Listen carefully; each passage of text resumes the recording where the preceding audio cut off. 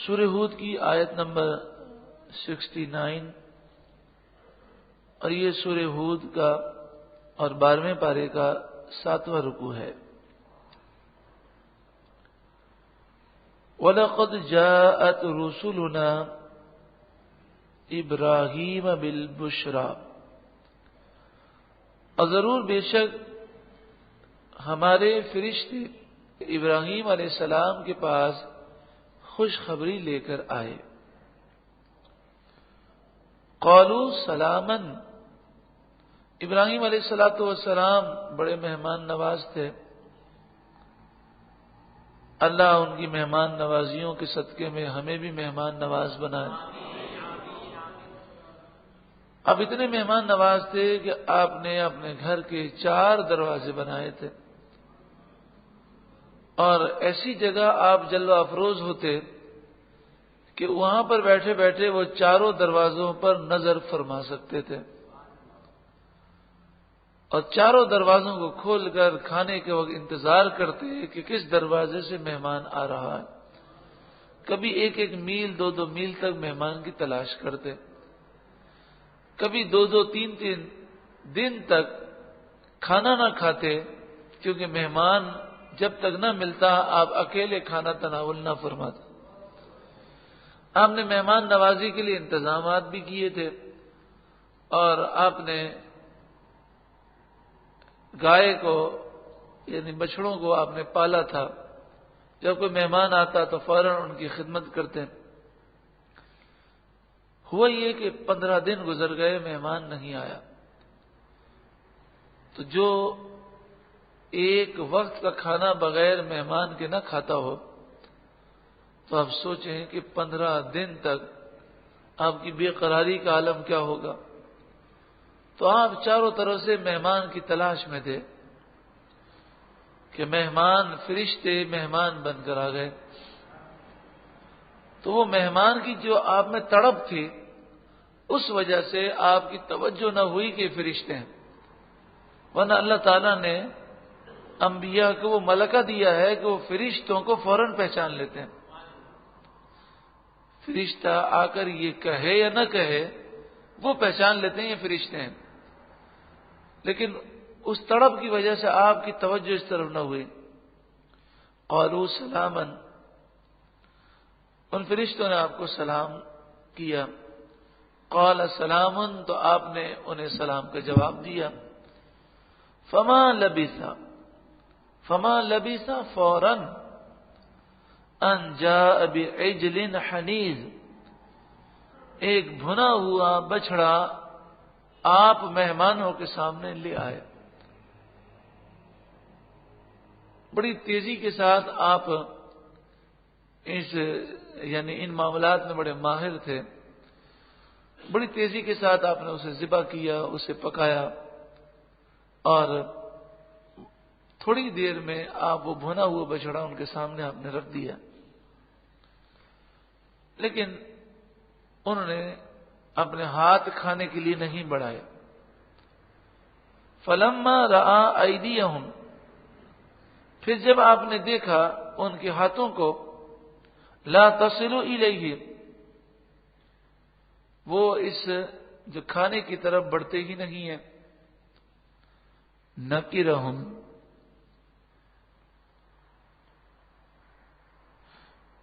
تو انہیں آپ نے اجنبی سمجھا۔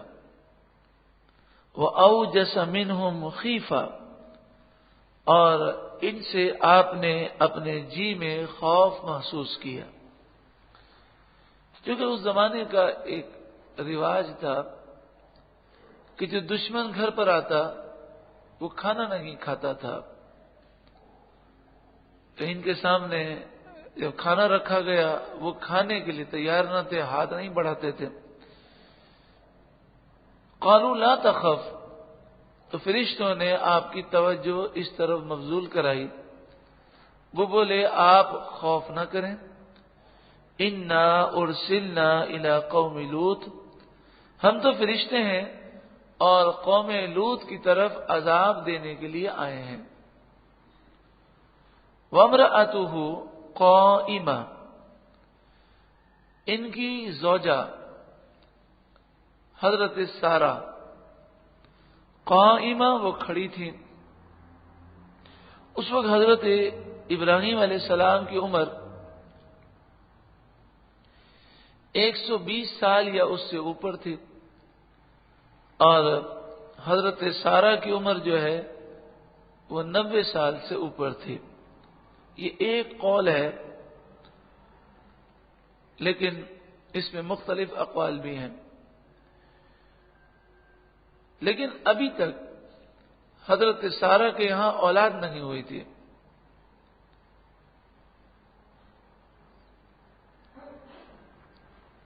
فضاحکت، تو وہ ہنسنے لگیں. فبشرناہ باسحاق، تو ہم نے اس عورت کو اسحاق کی خوشخبری سنائی. یعنی بی بی سارہ کو یہ خوشخبری دی گئی کہ آپ کو اللہ تعالیٰ بیٹا عطا فرمائے گا. وَمِن وَرَاءِ اسحاق یعقوب، اور اسحاق علیہ السلام کے بعد اللہ تعالیٰ یعقوب علیہ السلام بھی عطا فرمائے گا. 120 سال کی عمر میں کسی کے یہاں اگر اولاد ہو، عام طور پر انسان کو یہ تمنا ہوتی ہے کہ اولاد زیادہ بڑی عمر میں نہ ہو، کیونکہ انسان پھر اس اولاد کی پرورش کرنے سے پہلے ہی بہت زیادہ بوڑھا ہو جاتا ہے، تو پھر وہ اولاد کی صحیح تربیت نہیں کر سکتا. اسی لیے بعض لوگوں کا ذہن یہ ہوتا ہے کہ شادی جلدی کر لی جائے تاکہ جب اولاد جوان ہو تو ہم بہت زیادہ بوڑھے نہ ہوں، ہم ان کی صحیح تربیت کر سکیں. تو حضرت ابراہیم علیہ السلام کی عمر تو 120 سال یا اس سے اوپر تھی. اللہ تبارک و تعالی نے آپ کو وہ قوت عطا فرمائی اور آپ کو وہ لمبی عمر عطا فرمائی کہ آپ نے نہ صرف اپنے بیٹے حضرت اسحاق علیہ السلام کو جوان ہوتے ہوئے دیکھا، بلکہ اپنے پوتے حضرت یعقوب علیہ السلام کی بھی جوانی دیکھی. وَمِن وَرَاءِ اسحاق یعقوب، اور اسحاق کے بعد حضرت یعقوب علیہ السلام. قالت، یوں تو خوشخبری ابراہیم علیہ السلام کے لیے بھی تھی اور بی بی سارہ کے لیے بھی، لیکن خوشخبری دینے کا جب ذکر ہے تو بی بی سارہ کا ذکر ہے، کیونکہ عورت کو اولاد کی طلب زیادہ ہوتی ہے.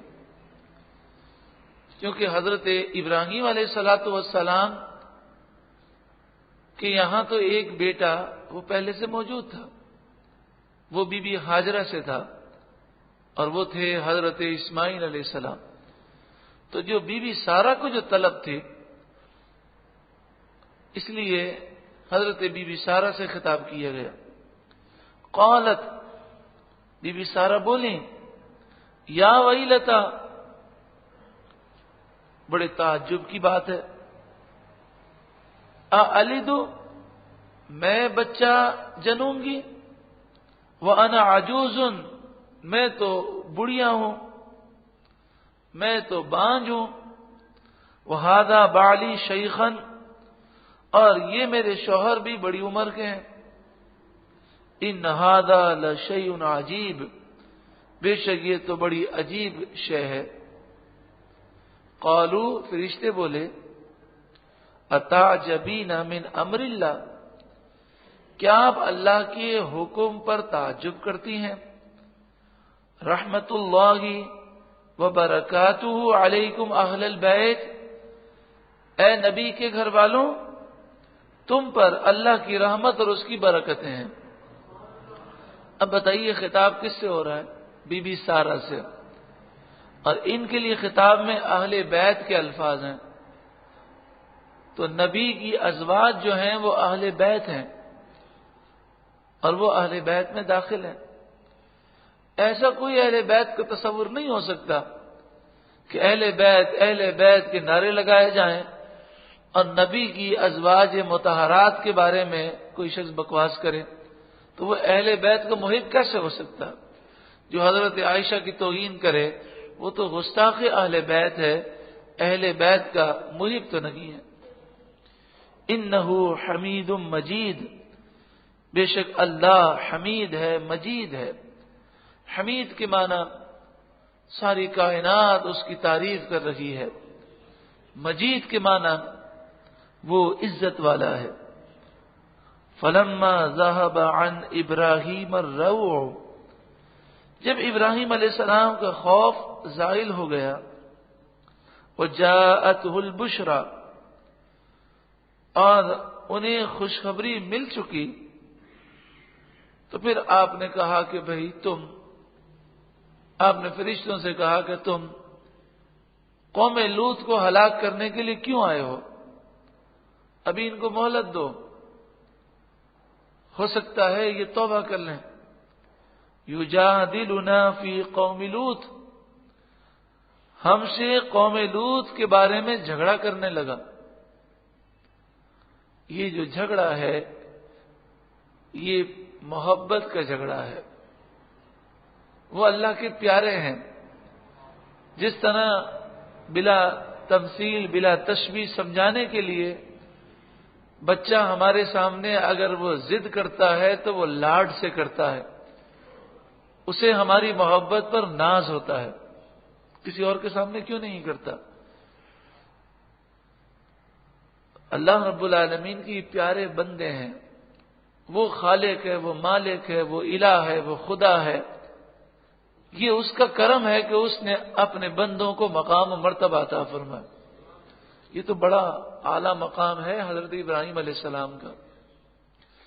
حدیث پاک میں ہے کچا بچہ جو نامکمل تھا اور وہ پیٹ سے ضائع ہو گیا، اور اس کے انتقال پر ماں باپ نے صبر کیا تو فرمایا کہ وہ اپنی ناف کو پکڑے ہوئے آئے گا اور اس سے کہا جائے گا جا جنت میں چلا جا، تو وہ اللہ سے جھگڑا کرے گا. یہ الفاظ ہیں حدیث کے. اللہ سے جھگڑے گا اور کہے گا میں اکیلے نہیں جاؤں گا، اپنے ماں باپ کو لے کر جاؤں گا.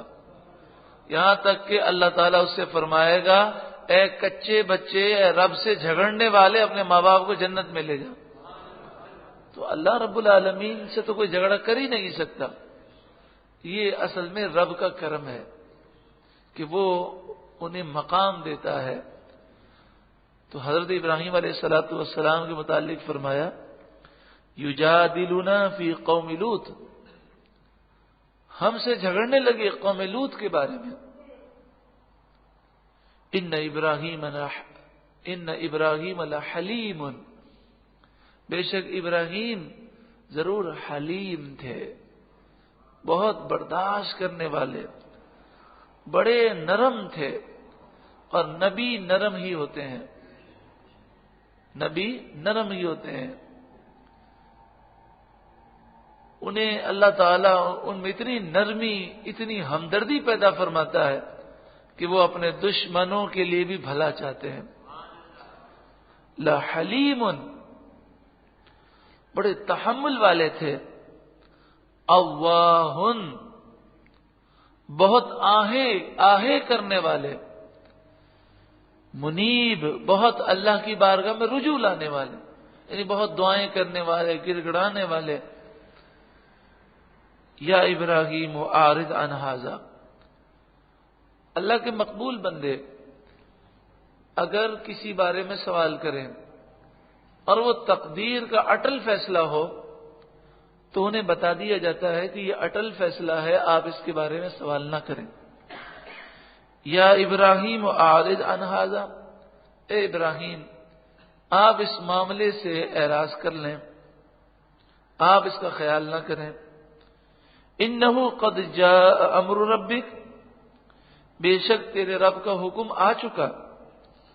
وانہم آتیہم عذاب غیر مردود، بے شک ان پر وہ عذاب آنے والا ہے، وہ عذاب آئے گا جو ٹلنے والا نہیں ہے.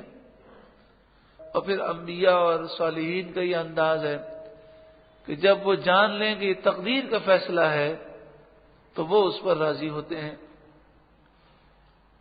وہ اللہ کی رضا پر ہمیشہ راضی رہتے ہیں.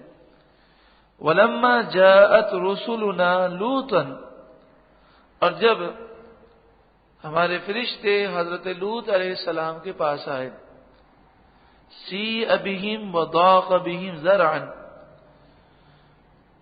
تو حضرت لوط علیہ السلام نے دیکھا کہ فرشتے خوبصورت بے ریش وہ لڑکوں کی صورت میں ہیں اور آپ کی قوم گندے کاموں میں ملوث تھی. تو آپ کی توجہ اس طرف نہ گئی کہ یہ فرشتے ہیں. اس سے آپ کو غم ہوا اور ان کے سبب آپ کا سینہ تنگ ہو گیا، دل تنگ ہوا، آپ پریشان ہوئے. آپ نے سوچا کہ یہ اب میرے مہمان بن گئے اور میں ان سے کہہ نہیں سکتا کہ بھئی تم یہاں سے جاؤ، اور میں اکیلا ان کی حفاظت کیسے کروں گا، ساری قوم آ جائے گی. وقال هذا یوم عصیب. آپ نے فرمایا یہ بڑی سختی کا دن ہے. وجاءه قومه. آپ کی قوم آپ کے پاس آئی. یورعون الیہ. وہ دوڑ رہے تھے آپ کی طرف. ومن قبل كانوا يعملون السیئات. وہ اس سے پہلے بہت سے گندے کام کر چکے تھے، وہ بدفعلی کیا کرتے. قال یا قوم هؤلاء بناتی. یہ بڑا عجیب و غریب مسئلہ ہے. آج بھی پوری دنیا میں جو ہم جنس پرست ہیں، مرد مرد سے شادی کر رہا ہے، عورت عورت سے شادی کر رہی ہے، یہ ایسا شیطانی معاملہ ہے کہ جو مرد مرد سے شادیاں کر رہے ہیں دنیا بھر میں، اور اسے امریکہ میں، یورپ میں اب جو ہے قانونی شکل دی جا رہی ہے، بلکہ امریکی فوج میں بھی اس کی اجازت دی جا رہی ہے. وہ ایسے نادان ہوتے ہیں، ایسا ان کا مزاج خراب ہوتا ہے کہ وہ عورت سے نکاح کرنے کے لیے تیار ہی نہیں ہوتے. قال یا قوم هؤلاء بناتی. اب نے فرمایا میری قوم، یہ میری قوم کی بیٹیاں ہیں. ہن اطہر لکم. وہ تمہارے لیے حلال ہیں، پاکیزہ ہیں، ان سے نکاح کرو، یہ گندے کام نہ کرو. فاتقوا اللہ. تم اللہ سے ڈرو. ولا تخزونی فی ضیفی. اور میرے مہمانوں کے سامنے رسوا نہ کرو. الیس منکم رجل رشید. کیا تم میں کوئی سمجھدار آدمی نہیں ہے جسے میری باتیں سمجھ میں آئیں؟ قالوا لقد علمت ما لنا فی بناتک من حق. وہ بولے آپ کو تو معلوم ہے کہ ہمیں عورتوں سے کوئی غرض نہیں ہے، ہمیں عورتوں سے کوئی دلچسپی نہیں ہے. وَإِنَّكَ لَتَعْلَمُ مَا نُرِيدُ. اور بے شک آپ جانتے ہیں کہ ہمیں کیا چاہیے. قَالَ لَوْ أَنَّ لِي بِكُمْ قُوَّةً. آپ نے فرمایا کاش میرے پاس طاقت ہوتی. او آوی الی رکن شدید. یا کوئی مضبوط پلر ہوتا جس میں پناہ لے لیتا. تو فرشتے اس وقت بول پڑے. قالوا یا لوط. وہ بولے اے لوط علیہ السلام، ہم شکل میں آپ کو جو نظر آ رہے ہیں کہ ہم خوبصورت بچوں کی شکل میں یا لڑکوں کی صورت میں ہیں، ہم اصل میں فرشتے ہیں. انا رسول ربک. بے شک ہم تو آپ کے رب کے بھیجے ہوئے ہیں. لن یصلوا الیک. اب بے فکر ہو جائے، یہ ہم تک پہنچ نہیں سکیں گے. آپ دروازہ کھول دیں، انہیں آنے دیں. فَأَسْرِ بِأَهْلِكَ بِقِطْعٍ مِّنَ اللَّيْلِ. آپ نے دروازہ کھول دیا. جیسے ہی قوم گھسی اندر، جبریل امین نے اپنا پر مارا، سارے اندھے ہو گئے. اب وہ یہ کہتے ہوئے بھاگے کہ لوط علیہ السلام کے گھر پر تو جادوگر آئے ہیں، سب نے ہمیں اندھا کر دیا ان جادوگروں نے. فَأَسْرِ بِأَهْلِكَ بِقِطْعٍ مِّنَ اللَّيْلِ. اے لوط علیہ السلام، آپ راتوں رات اپنے گھر والوں کو یہاں سے لے جائیں. وَلَا يَلْتَفِتْ مِنْكُمْ أَحَدٌ، اور کوئی تم میں سے، آپ میں سے کوئی بھی پیچھے مڑ کر نہ دیکھے. إِلَّا امْرَأَتَكَ، ہاں آپ کی جو بیوی ہے یہ منافقہ ہے، یہ ہلاک ہو جائے گی. إِنَّهُ مُصِيبُهَا مَا أَصَابَهُمْ، یہ جو آپ کی بیوی تھی یہ منافقہ تھے، لیکن اپنے آپ کو مومنہ ظاہر کرتے تھے. یہ قوم سے پیسے لیتی تھی، اور جب بھی کوئی مہمان آپ کے یہاں آتا تو فوراً بھاگ کر قوم کو اطلاع دے دیتی. اسی نے کہا تھا کہ جب فرشتے آئے تو قوم کو بلا کر یہی لائی تھی. إِنَّهُ مُصِيبُهَا مَا أَصَابَهُمْ، اسے بھی وہی عذاب پہنچے گا جو عذاب اس قوم کو پہنچے گا. إِنَّ مَوْعِدَهُمُ الصُّبْحُ، بے شک ان کا عذاب کا جو وعدہ ہے وہ صبح کو ہے، صبح ہلاک ہوں گے. حضرت لوط علیہ الصلوۃ والسلام ان بدبختوں کی حرکتیں دیکھ کر اس قدر اب رنجیدہ تھے، آپ نے فرشتوں سے کہا انہیں ابھی ہلاک کر دو. تو فرشتوں نے کہا صبح ہلاک ہوگا. تو آپ نے کہا صبح کریں گے. تو فرشتے کہنے لگے صبح میں اب دیر کتنی ہے. الیس الصبح بقریب، کیا صبح قریب نہیں ہے. فلما جاء امرنا، پھر جب ہمارا حکم آیا، جعلنا عالیہا سافلہا، تو ہم نے اس بستی کے نچلے حصے کو اوپر کر دیا. یہ بستی اس بستی کو الٹ دیا گیا. وَأَمْطَرْنَا عَلَيْهَا حِجَارَةً مِّن سِجِّيلٍ، اور اس پر ہم نے کنکر کے پتھر لگاتار برسائے. من سجیل مندود، ایسے پتھر لگاتار برسائے جو کنکر کے تھے. آج بھی اگر آپ دنیا میں دیکھیں تو کئی ایسی بستیاں ہیں جو الٹی ہیں. مثلا ایک کتاب میں یہ لکھا ہوا تھا، ہم نے خود تو مشاہدہ نہیں کیا، وہ کہتے ہیں کہ جو ہے مطلب موئنجو دڑو، وہاں پر مکانات الٹے ہیں، یعنی چھت نیچے ہے تو فرش اوپر ہے. تو اس طرح کے اگر مکانات وہاں ہیں، اگر وہاں نہیں ہیں تو بعض مقامات ایسے ہیں کہ جہاں پر پوری بستی الٹی ہوتی ہے. اس سے معلوم ہوتا ہے کہ کئی ایسی بستیاں ہیں جن پر یہ عذاب آیا کہ وہ بستیاں الٹ دی گئیں. مصومۃ عند ربک، تمہارے رب کے پاس وہ نشان کیے ہوئے ہیں، یعنی جو پتھر نازل ہوئے اس پر ہلاک ہونے والے کا نام لکھا تھا. وما ہی من الظالمین ببعید، اور وہ پتھر کچھ ظالموں سے دور نہیں. ان ظالموں کو ان پتھروں نے ہلاک کر دیا. آج بھی جو ظالم ہیں وہ اللہ کے عذاب سے بچ نہیں سکتے. اللہ رب العالمین ہمیں ہر قسم کی گناہوں سے سچی پکی توبہ کرنے کی توفیق عطا فرمائے. کل اتوار ہے اور انشاءاللہ عز و جل کل سے سورہ یوسف کا آغاز ہوگا. آپ سے گزارش ہے کہ آپ اس کی دعوت بھرپور عام کریں. اللہ رب العالمین اس مبارک سورت کی ساری برکتیں ہم سب کو نصیب فرمائے.